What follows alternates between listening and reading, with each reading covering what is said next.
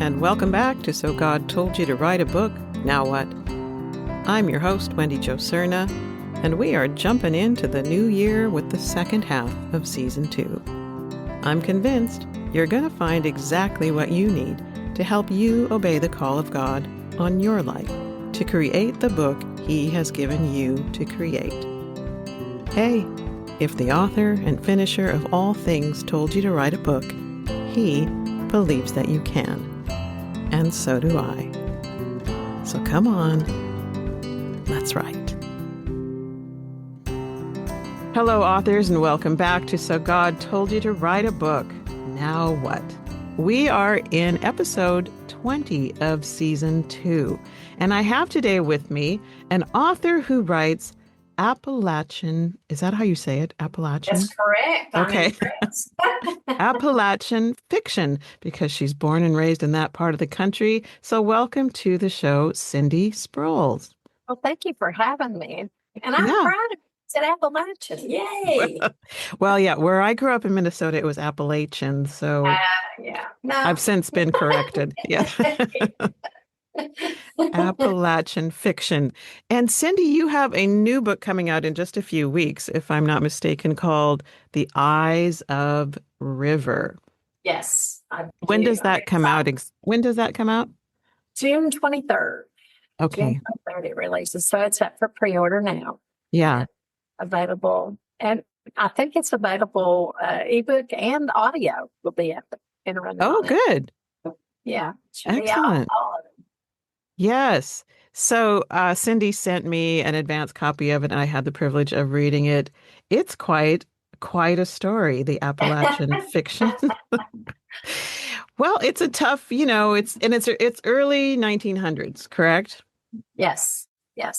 I tend to write in the late 1800s, early 1900s, and but yeah, my fiction is hard, gritty fiction. Yeah. So, because I want people to know the Appalachian Mountains was not an easy place to live. Yeah. Things weren't all daisies and, like some people were writing Appalachian. Now it's all tied up in a pretty bow. This is so sweet in the mountains, but that's really not how it was. Yeah. And so I want people to know the hardships that people faced in the mountains and, the way people are. Yeah. Right. Well, that's sort of a universal thing, humanity, but but in the Appalachians, there's this, I loved in the story that there's this mixture of the hard scrap, I do it myself, pull myself up by my bootstraps and protect myself kind of people. But then there's also the people who are fully committed to the ways of the Lord. And it's not that they're not tough folks, because they are, but they have a whole different paradigm for how to maneuver through the difficulties. And you did a beautiful job of intertwining both of those. Oh, thank you. Yeah. I can get away with writing a little bit more on religion in my books because religion was such a part of the culture in the Appalachian Mountains. And right. So some of it was a little contorted. The basis of it is there. And for those people who really believe, it's like you said, they were hardcore believers, and then there were those who questioned everything, pretty much like life right now. Yeah. But yeah, their religion, a lot of their religion drove them, their faith drove them. And it's still that way. Yeah. I think I've traveled through the Appalachians, but I've never really spent any time there. But it is a beautiful part of the country. Yeah, it is. And where I live is in the very corner, the top corner of East Tennessee. Okay. So where I'm actually 13 miles from Virginia. Oh. And about 50 minutes from Kentucky. And about 35 minutes from North Carolina. Wow. So we're right in that kind of western North Carolina, East Tennessee, Southwest Virginia. Yeah, right along there. So the mountain people here are just a tad bit different than further north. Yeah. They are more the Appalachian people who live up literally in the crevices of the mountain. So and there's still a lot of people that live there because it's coal country. A lot of it is the coal country here. Right. So people lived up in the mountain. So yeah.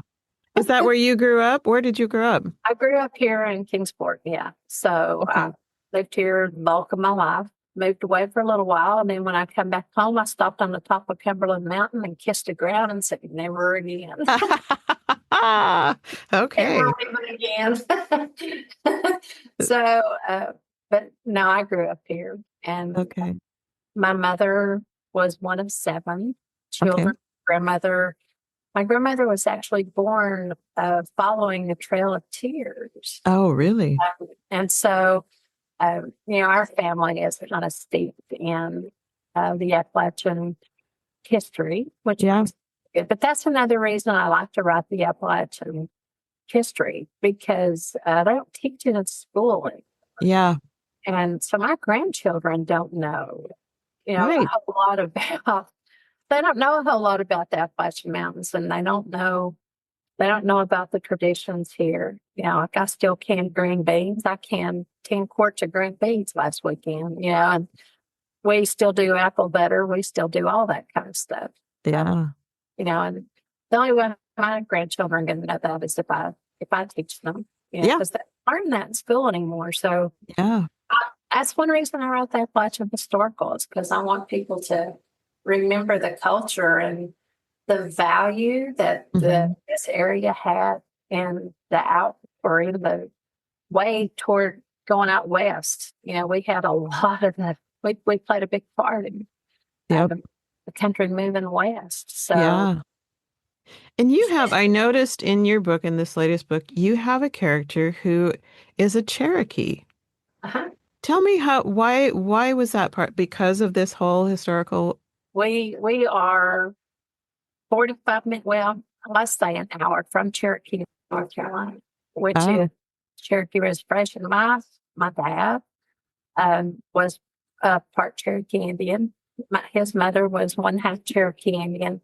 My husband has got Cherokee Indian. His grandmother was a Filial. And so, they're very much a part, area, so part of our culture here. Yeah, I love that. I was a little surprised by that. I guess I thought that they were further out west. I mean, I live out here in Seattle, and the West is steeped with all kinds of the First Nation history and stuff. But the Cherokee were back there in North Carolina and Tennessee. Beautiful. Yeah. I love that. So let's take it back, Cindy Sproles. You say, I read in one of your blogs, you always wanted to be a writer. Is that true? Yeah. That's true. From the time I was a little girl, I always wanted to be a writer. And as I grew older, I did write a lot. I went to a small county school where they didn't know or didn't have what we call creative writing. Yeah. I had 4 years of English and 4 years of math, and that was it. As far as creative stuff. When I got ready to graduate high school, my guidance counselors said, "Well, what do you want to do when you get out of high school?" And I said, "Well, I think I'd like to be a writer." And he said, "Oh, you can't do that." Oh, gosh. He said, you need to find a job. Right. Women need to find a job. That's not any kind of a job. And I don't think he was thinking of like journalism or any of that. Right. But you know what? I was just naive enough that I believed him. And so I kind of just kept doing it on my own, on the side. I got married, had my children, and I put my kids first. But when they hit a senior year in high school, I felt like God was calling me to do something. So I went to my first conference, which was Blue Ridge. Oh, really? Okay. Yeah. So that's home for me as far as conferences go. And I came home and said, this is what I want to do. And so my prayer was, Lord, if you'll just let me be a writer, everything I do will be yours. Yeah. let me be a writer, and he's blessed me. He has blessed me with that. So I'm fortunate. Yeah. And what was the first thing that you wrote that was published? Do you remember? The first book that I wrote was a book called Mercy's Reign. Mm-hmm. And they say, your first, when you write that one book that you're to write. And I think that was my opus. I think that was my very first book, but that was the book I was meant to write. And it is a hard book. It is a hard book. I tell people, I love this book. It's one of my favorites, but it's not a beach read. Don't take right. Yeah. beach. Yeah. So, but no, it deals with some pretty tough subjects. Like what? Can you tell us? It deals with sexual child abuse. And it also deals with the fact that it's a pastor that is the abuser. And so when it came out, I thought, oh, are the churches are they going to hate me and, right. kick me out? Yeah. Excommunicate me. But actually, what I was not prepared for was the fact that I started getting emails from ministers who their wife had read the book and said, you need to read this book. And so they would read it and send a note to me and say, thank you. You've given me a book that now I can open up a conversation. Wow. So I didn't anticipate that. Yeah. I ended up getting a great amount of support from the churches and from ministers that I was not prepared for. But it was a hard story. And it was funny because my husband works our food ministry at church, and people in our church were reading the book, and they would come up to him and say, I'm so sorry that happened to Cindy. Oh. My husband would go, it's fiction. Exactly. This is not a memoir. It's fiction. It did not happen to Cindy. I had a wonderful childhood. Don't read that book and think that I was an abused person. Right. I was not. But it just was a story that needed to be told. I had Tim worked graveyard at the time. Okay. And he was on graveyard, and I woke up in the middle of the night and thought, I flipped on the TV. So I turned on the TV and I got Discovery Channel, which I still do not know what the name of the documentary was that was on, because I came in on the middle of it. Yeah. But it was one of those documentaries where you put your pillow up around your face and thought, I can't watch this, but then not watch it. Yeah. And it was about sexual child abuse under the age of 7. And then after that, the thing you get late night here in the mountains is, the little preachers with the handlebar mustaches and right. The hats and hi, brother, I'm down, those kind of guys. Yeah. And so I kind of chuckled and thought, well, that would make a great bad guy. But it kind of ended up being a perfect storm, because it just haunted me for weeks. That documentary, that people can be so mean to babies. Yeah. So that was, I did my research. I spent time doing my research to make sure that the way I handled it was appropriate. Right. So I talked to 2 psychiatrists and a couple of ministers who dealt with that kind of, counseling and dealt with some of that kind of stuff. And I wanted to be sure I was as accurate as I could be. Yeah. And even though it's a hard story, I wanted to be, I wanted the redemption to show. Yeah. So that the women who had experienced that kind of thing could see that there is redemption. You just grab hold, Yeah. So, but Mercy's Reign was my first novel. Beautiful.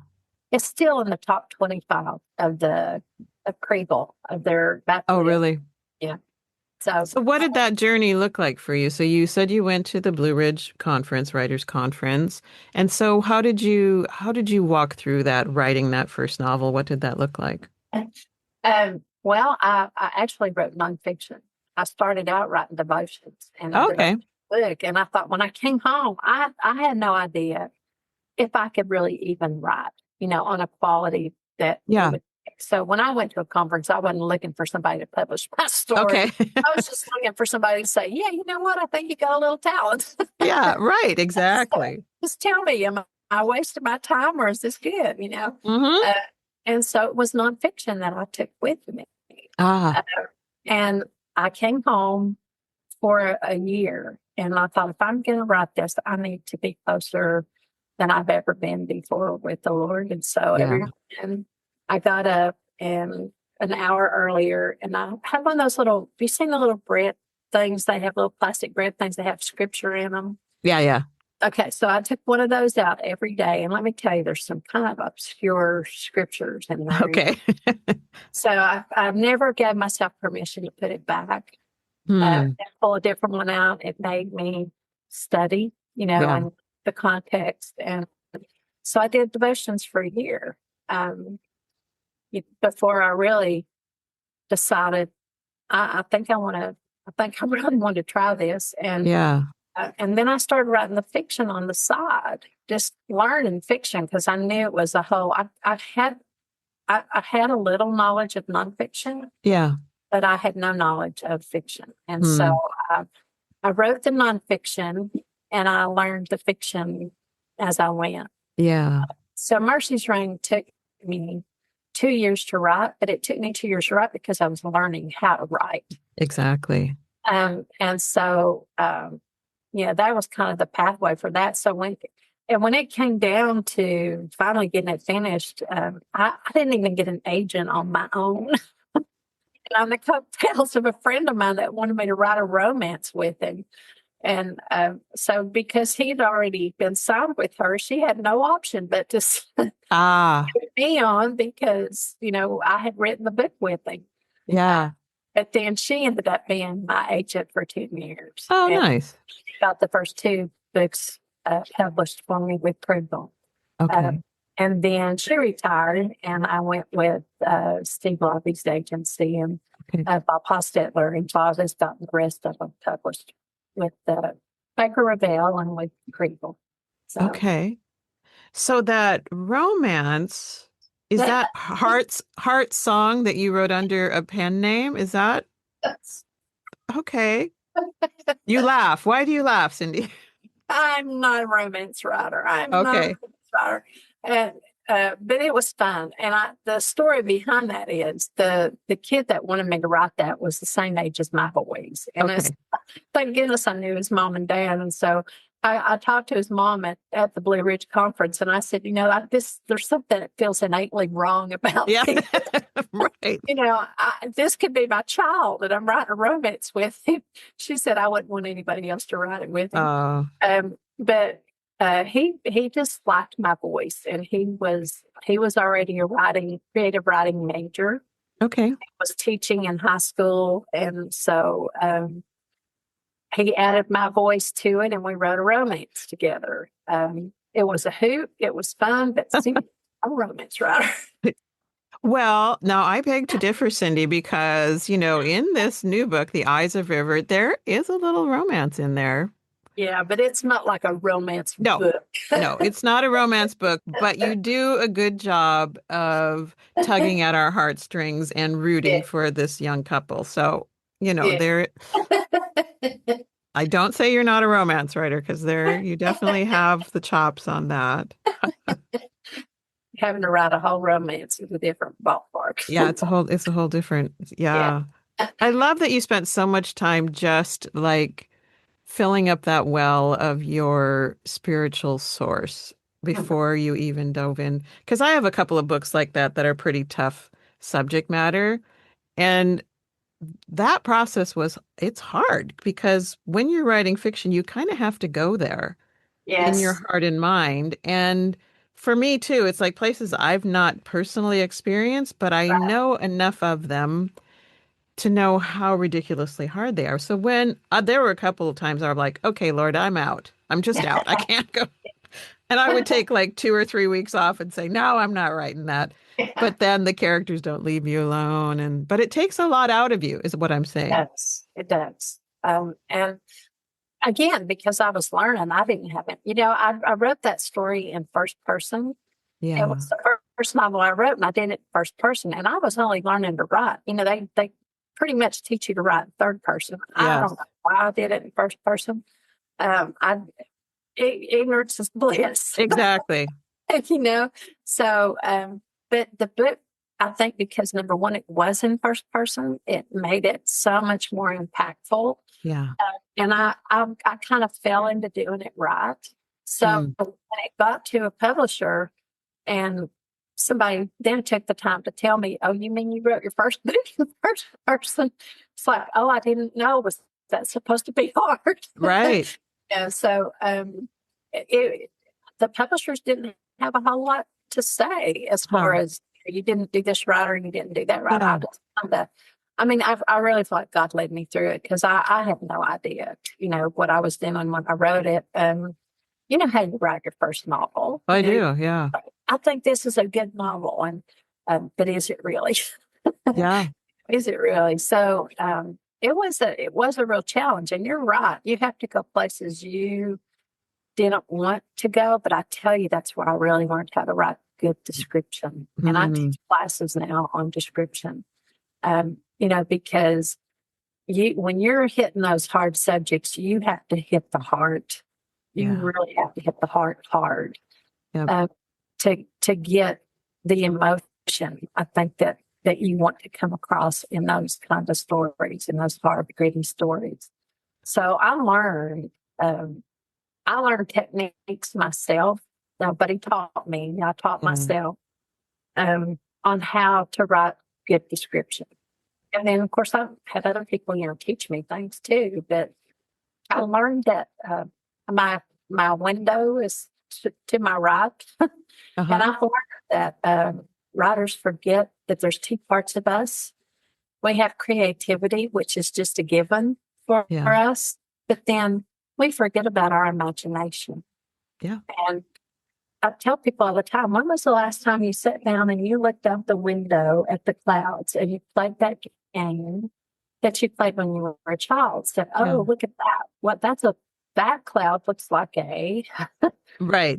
whatever, And the thing about doing that is it unleashes your imagination. Right. And then you've got a whole new tool in your toolbox to work with. We've all got that creativity as writers, but to reintroduce our imagination, and that's where I think that's one of the things that makes my books unique, is I learned to use my imagination. Yeah. And I learned to use twists when people think that most people will put one or two twists in a story, and I don't do that. I turn a twist every time you get a chance. Yeah, you sure do. because that's how we are in life. Yeah. So we don't just go down a path and say, "This is the decision I'm going to make." When we get there, that's when we make bad decisions, or really good decisions. Yeah. I think this is what we're going to do, but then all of a sudden, when we start thinking about it, it's like, I don't know, maybe that. Yeah. And so I like to put those twists in there and let my imagination take me places that I didn't anticipate that it would take me. Absolutely. And so I just think it makes a real full and meaningful story when you can do that. I remember when I sat down to write my first book, which I didn't know, like you, I'm like, I don't know what I'm doing. I just think I'm supposed to do this. So I've read a lot of books. Maybe I can write one. But I felt like the Lord was asking me to do it. So I'm like, okay, well, but I remember praying the first time, "Lord, you know what? Take my imagination. You can have it. Move it wherever you want to move it." And I think sometimes in scripture that the imagination gets a bad rap, like evil imaginations or whatever, that our mind wanders into these places. We need our mind transformed. Yes, yes, and all of the above. But our imagination also is like a beautiful God-given gift that we have that allows us to go places that we don't necessarily have to live it, but we can imagine it. And it is a very real gift, I think, the imagination that we underestimate. So I love that you're talking about, especially in fiction. Like okay, a memoir, yeah, you got to go back to relive all of this stuff and pull out the salient points that are going to reach people. But in a fiction, I haven't lived those things, but Yeah. I can, and I'm glad I haven't most of the time. Right. Well, Um, it's always easy to say, to give people your opinion. Oh, I think you should do this, when right. they're situation, and to have to open yourself up to really what would I do if I were in Yeah. a situation, it makes you, it forces you Yeah. to use your imagination. So, Yeah. But yeah. also it's like, I don't know about you, but when I allow my imagination to go there, I start to see things like in the environment that Yes. of my character that, and you do a beautiful job of that too in your story, is that you pull out things that are surrounding them that draw your reader right into that spot, like the smell or the sunset or the flowers or the whatever, the tiny little details that pop up in your imagination that are like, oh yeah, yeah, that's important for this moment. Right. Yeah.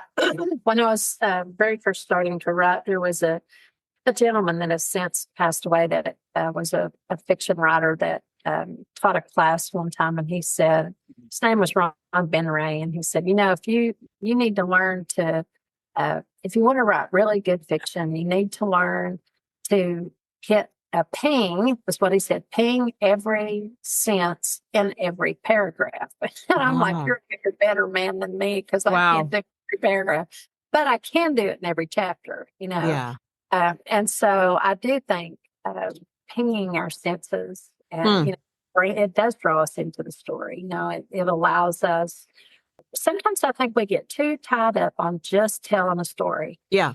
We leave out the things that really, like you said, draw us into the story. When you get done with one of my books, I hope you close the book and say, "I've walked up into the mountains. Yep.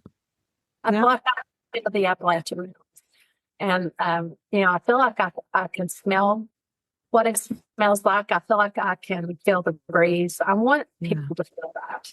I want you to feel where I live. It's a beautiful place. Mm-hmm. And so I think that comes from, pinging those senses. Pinging the senses. I like that. That's a And good way to put yeah, that. he's a bigger, better man than me to get every paragraph, but I can get it in Yeah. every chapter. That's a good way to put that. Wow. And I also love that you really do a good job of bringing in the vernacular, the language, the rhythm of how people speak in your area, and all the idioms and things they're so, they made me chuckle from time to time. Like people actually say that, I guess, but they are so, it seems so true to that space and maybe that time too. I don't know, but it's a really, that's a tricky thing to do. How did you learn to manage that, to make it not like so overwhelming that people can't wade through Well, it, but it took time because, that's how I grew up talking. right, right. So I had to learn to tone it down a little bit, and learn to not overdo it. Yeah. Funny thing was with Kringle, when I did the first one, I did Mercy's Reign, the editor sat down and she said, she said, this is really good. I love it. It drags me right in, but there's lots of people that don't know the middle. Hmm. They don't understand what you're saying. Right. So, and we kind of come to a happy medium because at first they said, let's not do it in the narrative. Let's just do it in the, in the dialogue. And I was like, but it's first person, Hmm. so in and out of Right. the dialogue doesn't matter. You're still, so we hit a happy medium, Okay.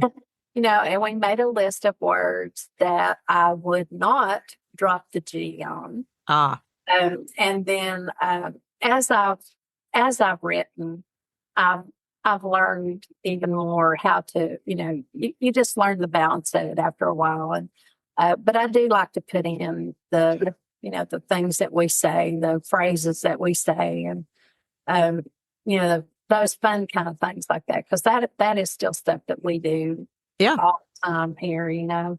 So, but I want people again. I want people to have a taste of what it's like to live here. Yeah. Yeah, I loved it. I could hear it all in my head. I love, I love That's all the, exactly how my grandmother talked. really. Exactly. Yes. So, That's beautiful. It's a so beautiful thing about our country that we have all these pockets of, it's the English language, but it's used in a whole different way. Like, yeah. like I grew up in northern Minnesota, central Minnesota, and then I came out to Washington State for college and wound up marrying my husband, staying out here. But I'm telling you, I lived out here for probably 15 years before I went back to Minnesota and went, oh, we do have an accent.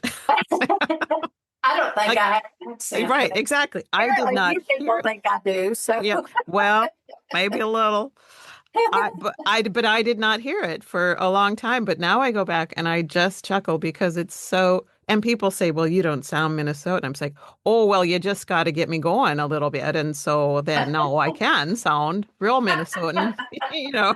But I and it just all comes back. it all comes flooding back to me with some round O's and there's and thens and stuff. But all these little pop. But it's helpful in your writing to know, okay, these are the people and this is how they talk and how do I communicate that with my readers? Because it's so rich. I love the richness of your language. Yeah. Well, thank you. Yeah, it's beautiful. So you have a number of fiction books, Mhm. and are all of them Appalachian fiction? They are. They They are. are. Are they a They're all. series or they It's are it's called the Appalachian novels, but they're all standalone books. okay. They kind of just ended up being all underneath Appalachian novels, and um, so the Eyes of River are an Appalachian novel. So they're all have an Appalachian novel in them, but they're standalone books. Every one of Okay. them standalone books. Okay. So you don't have to read them in any particular order. Oh, okay. Yeah, because you've got Coal Black Lies, Yep. Liar's Winter, Mercy Rain, What Mama Left Behind. Hmm. Yes. And This Is Where It Ends. Is that all of your fiction? And then you have the romance novel. Can't forget that. But that's under a different name. That's under a different name on Yep. purpose. Yes. But then you also have quite a number of devotionals. Yeah. Tell me about writing those. That's where you started? Is That's that where I true? started. Yeah, and I'm part of compilations and, all kinds of those kind of things. We Right. have Christian Devotions Ministries. So I met my ministry partner at Blue Ridge, and so his wife and him and my husband and I started Christian Devotions Ministries, and we Huh. have ChristianDevotions.us. So we have that 7 days a week devotions. For a long time, it was just Eddie and I that was writing on there. We did He Said, She Said devotions. Okay. So, and then now we have probably, I don't know, 2,000 writers that have been on that website at some point. Wow. We're 18 years old now. Huh. So we did a couple of books through Christian Devotions. Then we started Lighthouse Publishing in the Carolinas as a small publishing house. And I did one book myself, and because we needed to learn how to publish a book. Right. So, There's a whole process. yeah, there's a whole process of that. So I did a book called New Sheets, which was a book I knew I wanted. I went through a divorce, and I decided one of these days I'm going to write a book, and I'm going to call it New Sheets, because for the longest time after my divorce, I kept going to bed at night. And I thought, why can't I sleep? And I realized when I rolled over and pulled my pillow up against me that I could still smell Polo cologne. Oh, And so you can never seem to wash out cologne. no. Mm-mm. And so I bought New Sheets, and it became a tradition in our family that anytime we had something big happen with the kids or whatever, we bought New Sheets and Huh. got rid of the old ones. Huh. So when my boys graduated high school, and the last one graduated high school, I told my husband, he said, "Are you going to buy new sheets?" And I went, "No, I'm buying a bedspread." You're going This crazy. time we're buying a bedspread. So, but then my last fiction book or nonfiction book was with Ironstream Media, and I did Meet Me Where I Am, Lord. Left me for a second. Meet Me Where I Am, which is Yeah. it's 90 days. But it's those scriptures, it's Christian worldview. So it's those scriptures that you learned when you were growing up that drew you to want to become a Christian. That's Hmm. our Christian worldview. Those are the scriptures that we did. And so there's no I stories in that book at all. It's all just taking each one of those scriptures and taking it down just a notch deeper so that you have a little history of the scripture, how it was written, and to, just to help solidify why you believe what you believe. Because I think as we grow in our Christian faith, it's easy to forget why we believe what we believe. Yeah. We just know we believe it. Yeah, right. And then when we get into a place where we have to defend that, or they ask you why, you can't remember. Yeah, right. So it's just a little book, but it's 90 days. And it's your Christian worldview. So, I have several little devotional books like that. Yeah. And that came out, 2023, 2024. So you just keep writing the devotionals. I journal. I've got stacks of journals. Well, nobody should read them except me, that's for sure. But there's so many. I go back, like I just finished one a couple of weeks ago, so I go back and reread them. And they're quite recent history, But I go back and I read, and what I love is that the Lord is so personal through the scriptures with me, and it's like how quickly I forget the lessons that we've just talked about a few weeks ago. So when I go back and review, it's just so beautiful. The Word of God is continually amazes me, the depth and the breadth and the width and the height of it, that it is living and active. Every single morning I crack it open, it's fresh and new. And that's a wonder. It is. It is that every situation you're in, the scripture fits the situation that you're in. Yeah. Everyone. I always people make fun of me. They make fun of me when they come to my house and go to my bathroom because I have a glass shelf in my bathroom and sits across from the potty. Yeah. And on that potty is my prayer list. Really? And I keep it on for two reasons. First of all, whoever goes in there and makes themselves at home reads my prayer list. And hopefully, that's something that encourages them to pray. Yeah. The other thing is it keeps me remembering those things on the prayer list. And so last week, I thought, I haven't updated this in a long time. Yeah. Been praying for those same things. So I took a pen and started going down and just checking off the ones that I knew God had answered. And when I got down to every single one of them, there's probably 20 things, 20 things, and they've all had a check mark, next to them. So now I have to update my fresh list. Fresh list, I know. Fresh list. So, people might tease me. Go to Cynthia. Am I in your bathroom? Yeah, you are. Yeah. Now that you mention it. Yeah. Make yourself at home. Make yourself useful while you're sitting there. Yes. That's right. That's beautiful. That's beautiful. But you've worn a lot of different hats in the realm of publishing. I mean, you're obviously an author, but you say you started a small publishing house. You've been a managing editor, like assets, assessing those things, manuscripts that are coming in. That's got to be quite an interesting process to be on like the other end of the stick when it comes to helping people get their books published. What do you love about that? What have you learning about that?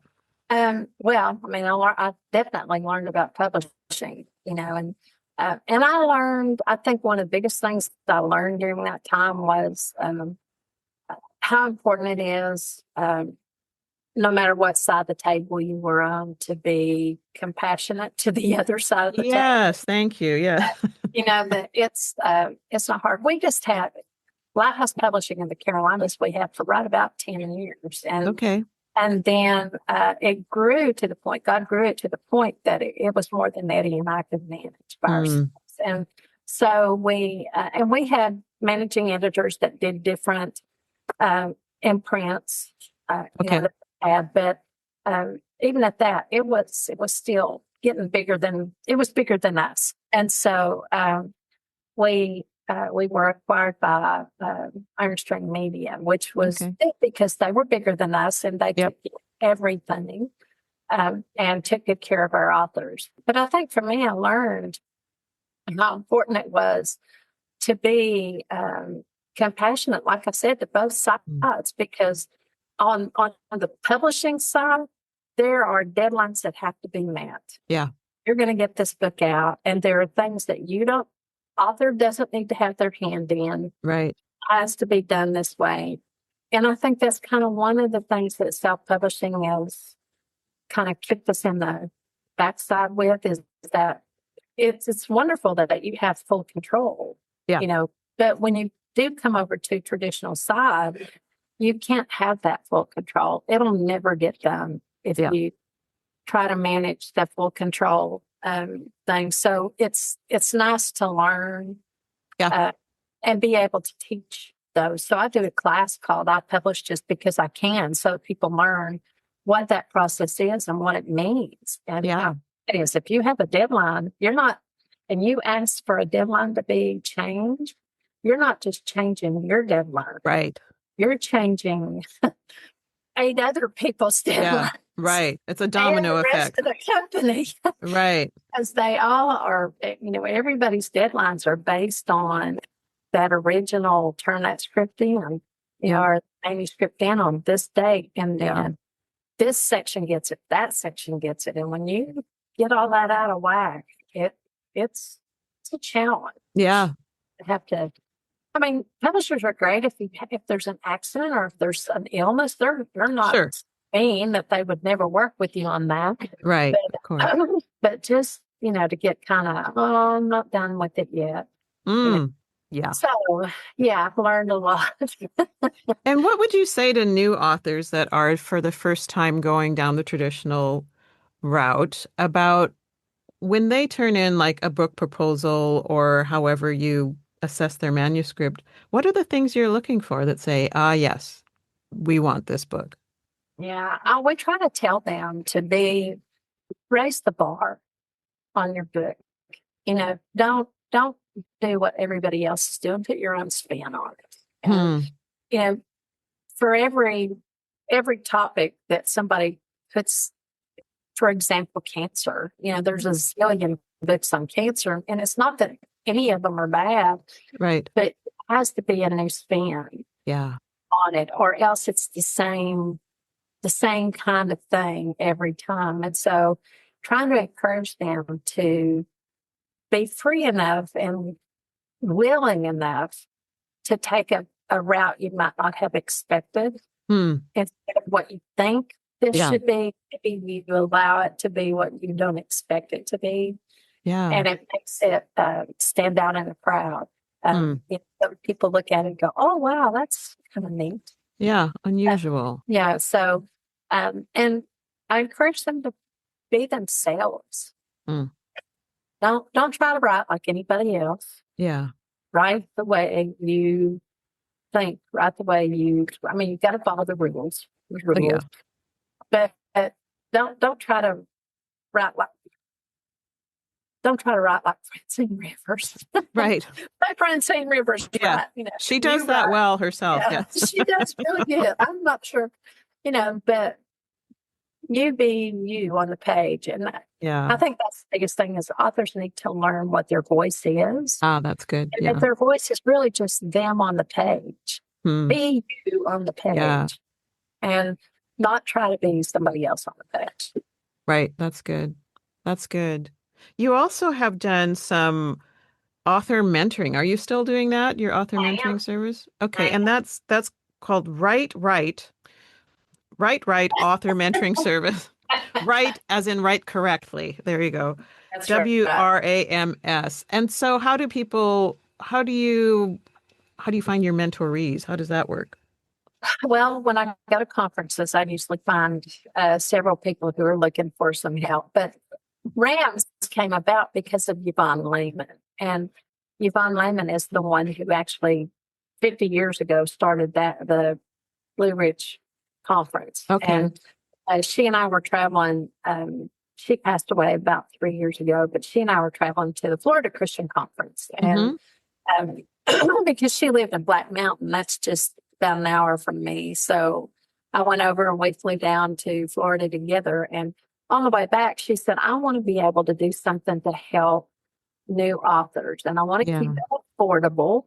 I don't want it because new authors don't know that they need to learn to spend money on themselves to learn. So she set that up, and I helped her. And then when Yvonne passed, I went to her daughter, Lori Merritt, and Lori is a screenplay writer. Oh, really? So I said, Lori, how would you like to step into your mom's shoes? And she did. So Lori and I do Rams, and it's wonderful because you get two of us for the price of one. Yeah. But Lori is like Yvonne was. She is super good with content because she gets screenplay writer. Yeah. And they have to write tight and get it all, the picture has to be there, the story has to be there. And then I work more on the writing and, the mechanics of things. Yeah. So together we feel like we make one decent, one decent person together, But, we find our clients at conferences who are looking for that individual help. And so far, we've been doing it together now for 4 years. And so far, we've had, I think, 5 of our mentorees who've traditionally published. Yeah. And then we've had several of them who have self-published, which is fine. I just want to make sure they do it the right way. Yep. Exactly. They go through the editing. When we get done with them, then we pass them off to somebody who can do that final read and that tweak, help them with that last thing before it goes to press. They put it into that form. So when they get done, they have a book that they're proud of, not just that they put together and said, 10 years, I wish I hadn't done that, Yeah. So we're pleased at the clients that we have that we've helped through. Some of them, we tell them you can stay with us as long as you want. We're not going to come into a contract for, a year. Okay. You stay with us as long as you want. And then when you like, I've got it, then step away and do it. Okay. You always come back to us and we'll, pick up and help you. So the goal is hopefully we train them well enough that they can spread their wings, So we have more brand new writers than we have. I love that. We just had our Northwest Christian Writers conference last weekend, and we just did a one-day conference. We've never done that before, but it was, half as much cost as it normally is because of it's usually longer, but we crammed in that one day. But I'm telling you, when we asked at the beginning in the morning, how many people have never been to a writers' conference, it was half the room. And when I talked to people out throughout the day asking, okay, so what made you decide to do this? And they were brand new writers. Most of them had never published anything before in their lives. And they said, well, I know I've needed to come to a conference, but I just haven't had the finances, or they didn't know, like you've just said, that they do need to invest in themselves. And it is expensive to go to a conference, but they didn't have to pay for a hotel if they didn't want to. They could come and go in a day. But then at the end of the day, the stuff that they were talking about they were so full up and so full of hope that I think I actually can do this. And I have some new tools in my tool belt to move forward. That was really rewarding. I really loved that. We do with Christian Devotions, we do the Asheville Christian Writers Conference where we are at the Cove, which is the Billy Graham training. Oh, yeah. Beautiful. And that has become, I think, that is our niche, for this end of the world. I think we are that 24 hours, Friday afternoon, all day Saturday. Yeah. And we awards and stuff on Sunday. But to be able to take every single year, 95%. I mean, I've got those 4 or 5, maybe 7 sometimes people who return every year. But the rest of those people are all brand new people. Wow. Every single year. And because that's what we pray, God would just send people that you would have sent, you would come to the conference. And so we have kind of forge that path for those new writers. And like you, it's like, okay, let us get a hold of you. Yep. And let's see, number one, we're nice people. Yeah. Compassionate. Yes. We are approachable. Yeah. Yes. We are approachable. But then writing is not what you thought it was. You know, there's the myths of what they think that writing is. And it's work. It is not easy, you know, to be willing to put in the work to do it, and give them some tools to take home, and then hopefully what they do is spread their wings enough that they go on to a larger conference. Yeah. Because now they know how to go to a conference. Right. And they're not so intimidated. Yeah, you know, it is intimidating. It is. You go to a large conference where there's 200 or 300 people, or if you go to Blue Ridge where there's 500 or 600. Wow. It can take your breath away, because it's like, what do I do? You know? Yeah.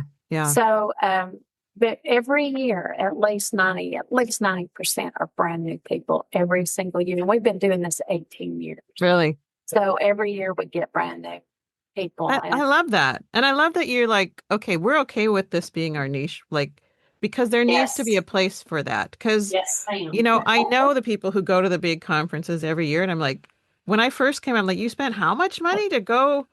Are you ever going to recoup that with your books? I mean, it would just made no sense to me to go to those bigger things. But the longer you do this and the more that you find the value is not just, I mean, the people that you meet and all of that. And anyway, it's just so invaluable what happens there. But you don't know that. Right. When you're first starting out, you're like, I just want to publish a book and I don't know how to write. And I don't know how to publish. That's right. and they, you know, that's why I said that myth is there, that it's just easy. You know? I can go, they'll show me who I, you know, we try to teach them the process. Okay, wait. Before you get an agent, you have to have a finished product. Yeah. So when you go to your first conference, don't go looking to find an agent. You know, go pick their brain. But don't go look to find an agent, because an agent can't sell what you've not written. Right. And there's a process here. Yeah. And you have to follow the process in order to get what you need to do. Right. It's not going to happen in a year. No. For the most part, it's not going to happen. For the most part, That's why I do this podcast, because I have people, you know, I published my first book knowing nothing about what I was doing. And the whole process was so intimidating. But when they say, oh, yeah, I think I'm supposed to write a book, I'm like, well, where are you? And they haven't done anything, because they're freaked out. They're freaked out about the process. They're intimidated by the process. They don't know the process. Like, okay, well, then let's talk about the process and get you unstuck. And there's no like one right or wrong way to do it anymore. There's lots of different options, but you do need to know what those entail and how you actually start going down know the basics. Yeah. I've sat across people, especially when we had Lighthouse, that, you know, they came to a conference, and they would come to the conference every year. And I could tell you, because I'd seen the same people every year, that they were going to sit down and hand me the same manuscript again. Mm-hmm. And I finally got to the point where I would say, when are you going to write a new manuscript? It's time to move on. Yeah. You can't just keep spinning your wheels for 10 years. Right. You gotta move on, put this one on a shelf, and say, you know, well, God told me to write it. Well, I don't ever question that God tells somebody to write something, but he didn't say that it necessarily had to be published. Right. You know? Yeah. I've got 5 novels sitting up here on the shelf that I wrote beginning to end that will never see the light of day. You know? And one is my very favorite. I just love it, but I know it will never see the light of day because it's too far gone. You know, I was learning it. It's great. It's a great story, but it's just not one that I can take off the shelf and spend a year to fix. You know, I learned on that story. Right. Yeah. So I think sometimes when God calls us to write, he calls us to learn to write. Yeah. That's a good way to put it. Yeah. And then when you kind of get that down, then he calls you to write the one he wants you to write. And, you know, so even if it is the one he wants you to write, you still owe him your best. You do. So you've got to learn the process and keep in mind God's timing is not your timing. That's good. And we had a guy that when I was doing all the editing on Christian Devotions, now we have an editor that does it, thank goodness. But I had a guy that sent me a devotion on the song "How Great Thou Art." It was a beautiful devotion. Yeah. And so I gave him a time, and at the time, the category that was going to fit in was going to be a year out. And so he must have been sitting on top of his computer when I sent him his acceptance letter, because he popped right back and said, "Are you serious? A year away?" And I thought, well, I could have been ugly and said no. Right. But I said, instead, I did not say that. I said, never underestimate God's time. Yeah. You've got two options here. Yep. I can leave it in the queue and it can go, or you can have me pull it and I'm happy to give it back to you. But it's a year out, Yeah. I never heard anything else from him. And so I left it in the queue. Yeah. He didn't take it out, so I left it there. It was great devotion. Yeah. And, it was funny because I think it was April when George Beverly Shea died, maybe April or May, right in there somewhere that next year. Yeah.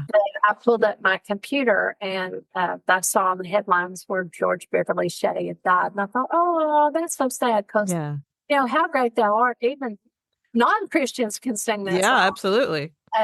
So he touched a lot of people with that. But the next thing I did was, of course, open up Christian Devotions to make sure everything, rolled out like it was supposed to. And when I opened up Christian Devotions, guess what? Popped up? That devotion that man wrote, and I had forgotten about that devotion until that day. Yeah. So I copied the link from the newspaper article, and I copied the link from Christian Devotions, and I sent that to him. And the only thing I said on there was, remember I said, never underestimate God's timing. And that's good. I took those two links for him to see that, God's timing was George Beverly Shea is going to die on this day. And I already know that. You don't, but I already his days that devotion will honor him and me at the perfect time. And so I think that's one of the things I like to try to teach. Yeah, I love that. New writers is don't get in a rush. Yeah. We get in too big a hurry. We have good tools to use, but sometimes they're to our detriment, Yeah. So try to give God your best with whatever it is that you're doing, and be patient, because this wheel does not turn fast. Yeah, that's good. That's a good place to wind this up. I've loved this, Cindy. So much wisdom from all your beautiful experience. And I love how you freely pour back into all the rest of us who are just finding our way on this path of being an author for Jesus. Yes. It's a beautiful life, but it's a journey, the whole thing. Is. Well, everything's a process, so why should we be so surprised? All right, my friends, any last tidbits you want to send out there, Cindy? I'm going to remind people The Eye of River is coming out in the end of June, but you can pre-order it on Amazon, on several other, where is it also? ChristianBooks.com. Any other retailers. Any of the retailers. It's on pre-order, and it'll be worth your time. But like she said, maybe not to the beach. You might want to cozy up in the evening and digest it. It's very worthwhile. So I thank you so much for your time, Cindy. Well, thanks for having me. I appreciate it. Absolutely. All right, friends, as always, thanks for listening. I love and appreciate all of you. Blessings and peace to you all. Shalom. Shalom. Hello, authors. I just wanted to hop on here at the end of episode 20 and let you know that this will be the last episode for season 2 of So God Told You to Write a Book, Now What? But hopefully we'll be back, as my new friend Cindy Sproles would say, good Lord willing and the creek don't rise. We'll be back in the fall to start with season 3. But until then, enjoy your summer and keep on writing. Blessings.